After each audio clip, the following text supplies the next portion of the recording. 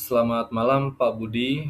Perkenalkan nama saya Trio Susanto. Saya yang akan mempresentasikan untuk pembahasan kasus etika dan Pancasila berdasarkan hasil diskusi kelompok yang disusun oleh saya Trio Susanto, kemudian ada Kak Indira Indiani, lalu ada Kak Silsi Novita, lalu ada Anissa Septiani.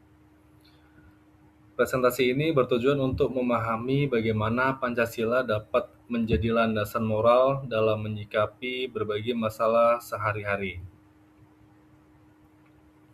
Mengapa kita perlu memahami etika dan Pancasila? Karena keduanya membimbing perilaku kita sebagai warga negara, terutama dalam situasi yang kompleks.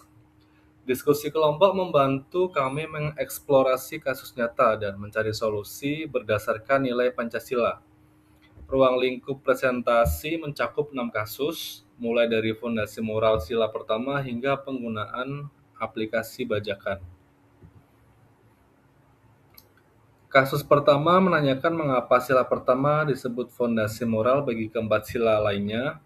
Ini penting karena seringkali orang menganggap sila pertama hanya urusan ibadah, padahal ia memberikan arah etis untuk semua sila. Kami menemukan bahwa sila pertama atau ketuhanan memberi nilai moral bahwa setiap manusia adalah ciptaan Tuhan yang setara. Dari situ muncullah sila kedua, kemanusiaan adil dan beradab. Toleransi beragama dari sila pertama memungkinkan persatuan Indonesia atau sila ketiga. Musyawarah dalam sila keempat harus dilakukan dengan bijaksana dan bermoral, bukan semata-mata untung rugi. Keadilan sosial atau sila kelima juga harus didasarkan pada nilai kemanusiaan dan moral, bukan hanya hitungan materi. Jadi sila pertama bukan sekedar simbol, tetapi sumber moral dari keempat sila lainnya.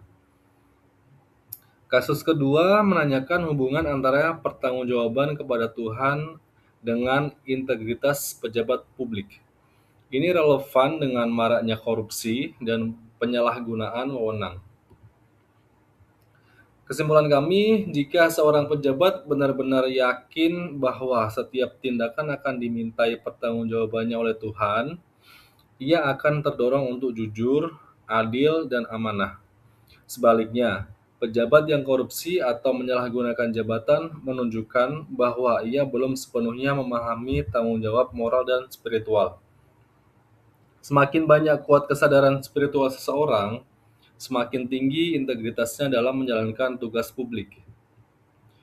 Untuk kasus ketiga adalah dokter mendahulukan pasien pejabat daripada pasien miskin yang kondisinya lebih kritis. Kita akan jelaskan mengapa ini melanggar keadilan proporsional. Keadilan proporsional berarti memberikan hak sesuai dengan kebutuhan dan proporsi yang benar.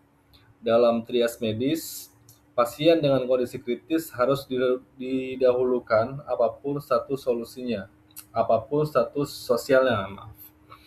Mendahulukan pejabat hanya karena jabatan adalah bentuk diskriminasi dan penyalahgunaan profesionalisme. Dokter bersumpah untuk menolong tanpa membedakan status.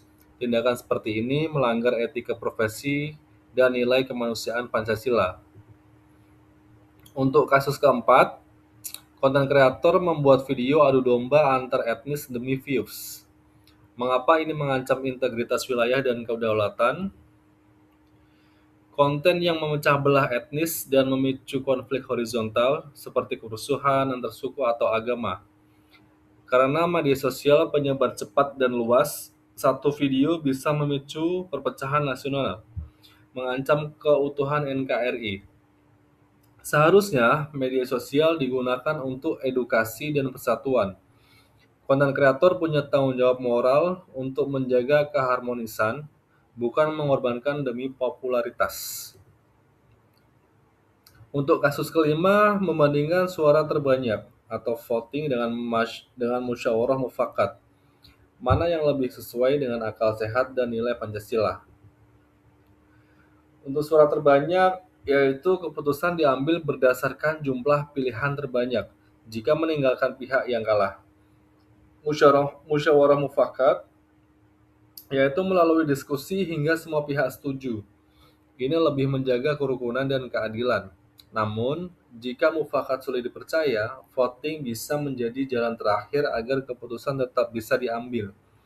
Prinsipnya, dahulukan musyawarah, baru voting jika terpaksa. Untuk kasus keenam adalah kasus terakhir, yaitu seseorang menggunakan aplikasi bajakan karena murah. Mengapa ini disebut tidak menghargai hasil karya orang lain?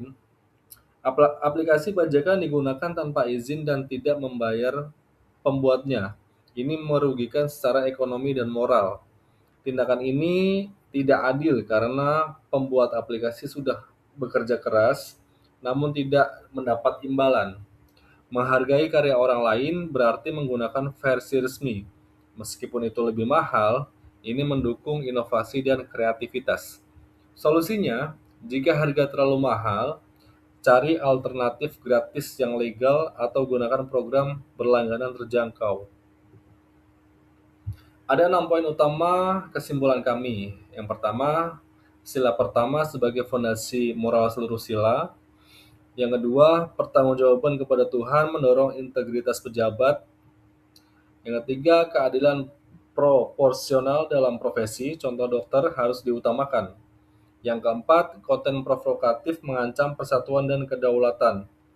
Yang kelima, musyawarah mufakat lebih baik daripada voting untuk menjaga kerukunan. Yang keenam, menggunakan aplikasi resmi adalah bentuk menghargai hak cipta. Semua kasus ini menunjukkan bahwa etika dan Pancasila tidak bisa dipisahkan dari kehidupan sehari-hari. Kami mengucapkan terima kasih atas perhatian. Diskusi kelompok ini sangat berharga untuk memahami penerapan nilai-nilai Pancasila dalam berbagai situasi. Sekali lagi terima kasih, semoga presentasi ini bermanfaat untuk kita semua. Selamat malam Pak Budi.